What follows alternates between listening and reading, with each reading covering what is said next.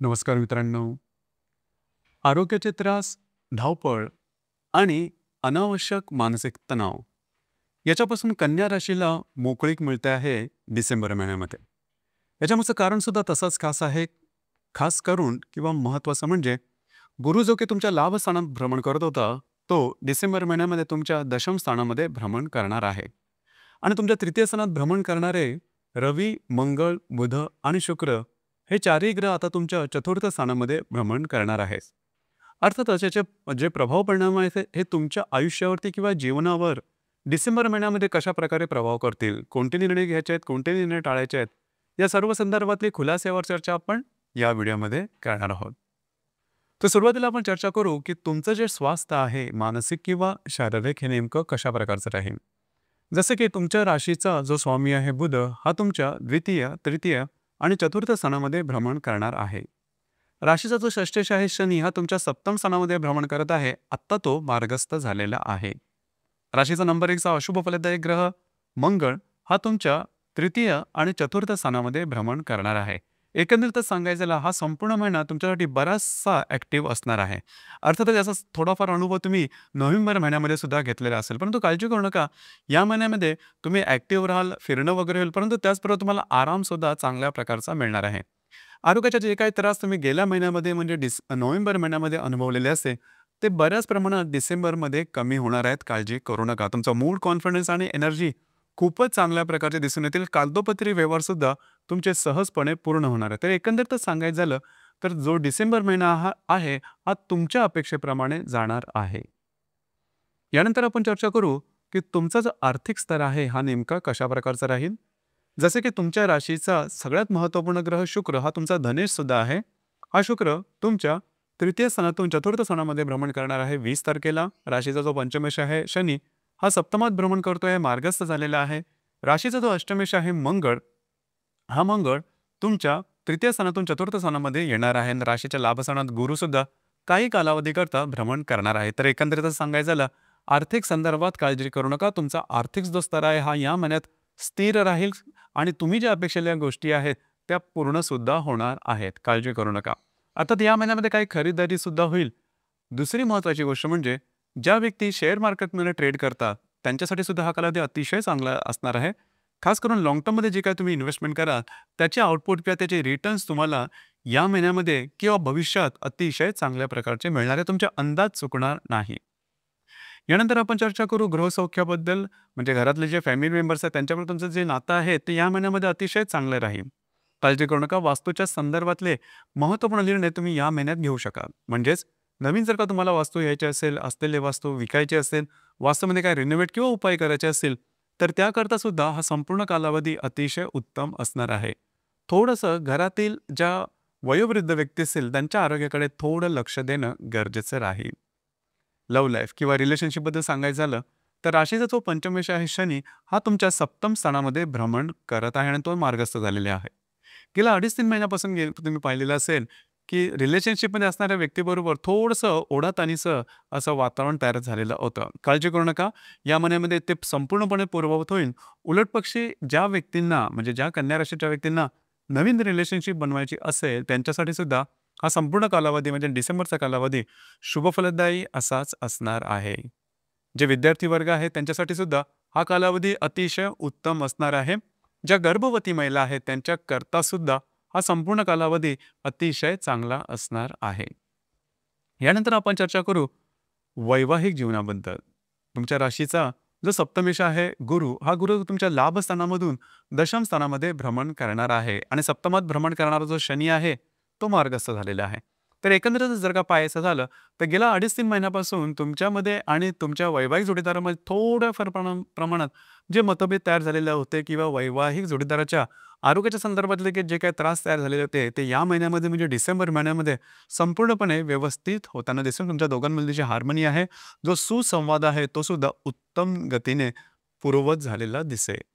यानंतर जे तुमचं कार्यक्षेत्र किंवा करिअरच्या बद्दल सांगायचं झालं तर राशीचा जो दशमेश आहे बुध हा बुध तुमच्या द्वितीय, तृतीय आणि चतुर्थ स्थानामध्ये भ्रमण करणार आहे आणि तुमच्या दशम स्थानामध्ये गुरु सुद्धा येणार आहे. काळजी करू नका.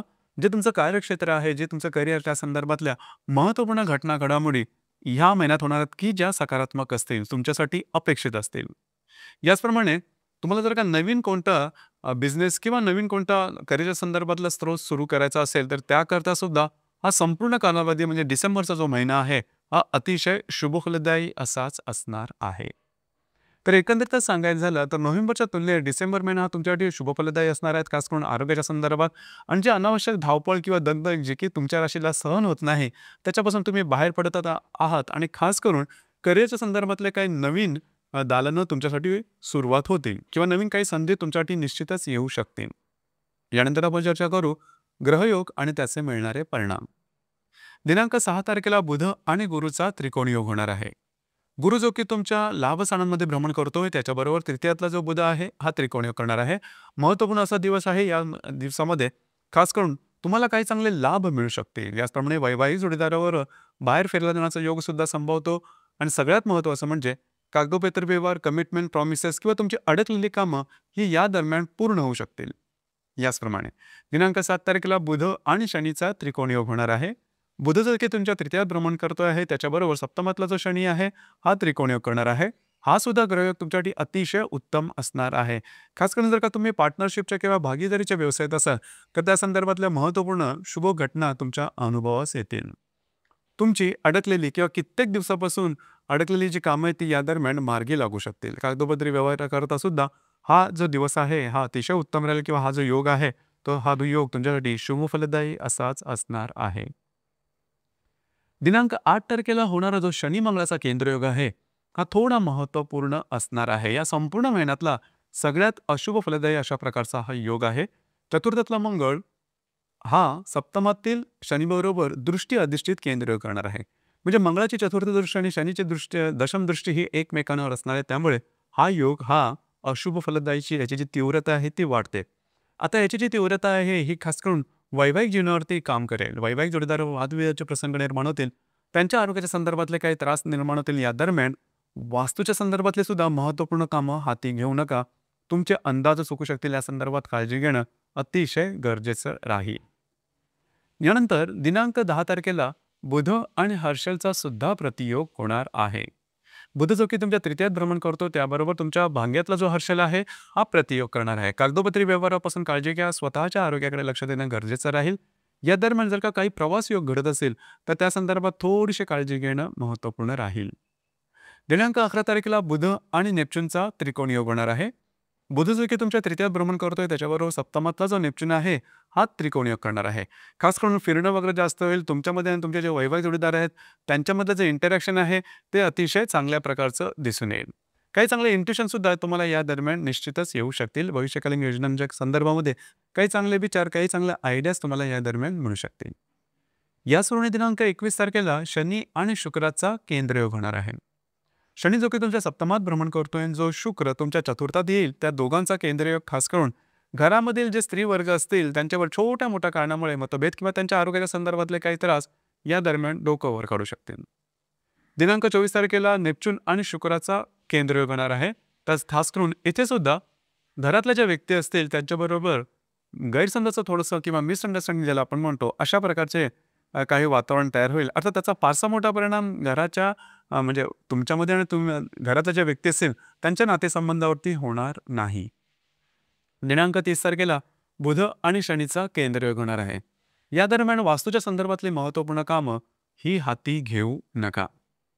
या महिन्याच्या दिनांक 4 तारखेला पौर्णिमा आहे आणि 20 तारखेला अमावास्या आहे. पौर्णिमा आणि अमावस्येच्या दरम्यान रविचंद्राचं आकर्षण पृथ्वीकडे थोडं जास्त असतं. आपण त्यामुळे जास्त भावनातीत होतो आणि भावनातीत होऊन किंवा इमोशनल होऊन निर्णय चुकण्याची शक्यता जास्त असते. तर त्या संदर्भात सुद्धा थोडी काळजी घेणं गरजेचं राहील. परंतु एवढं मात्र निश्चित की नोव्हेंबर महिन्याची तुलना करता डिसेंबर महिना हा बराचसा तुमच्या अपेक्षेप्रमाणे जाणार आहे. त्याच्यामुळे तशी काहीही काळजी करू नका. खास करून आरोग्याच्या संदर्भातलं म्हणा, मानसिक तणावाच्या बाबतीत म्हणा, घरातल्या ज्या गोष्टी आहेत त्या संदर्भात म्हणा किंवा तुमचं करिअर किंवा इव्हन ज्या कन्या राशीच्या व्यक्ती विवाह सुख आहे, ज्यांना विवाह करायचा आहे त्यांच्याकरता सुद्धा हा संपूर्ण महिना उत्तम असणार आहे. म्हणजे विवाह जुळून येणं, विवाह प्रत्यक्ष होणं किंवा तुमच्या अपेक्षेप्रमाणे स्थळ येणं अशा प्रकारचे काही चांगले अनुभव या संपूर्ण डिसेंबर महिन्यामध्ये निश्चितपणे येणार आहे. तर मित्रांनो, हे होतं कन्या राशीचं डिसेंबर 2025 करताचं संपूर्ण राशीफळ. धन्यवाद.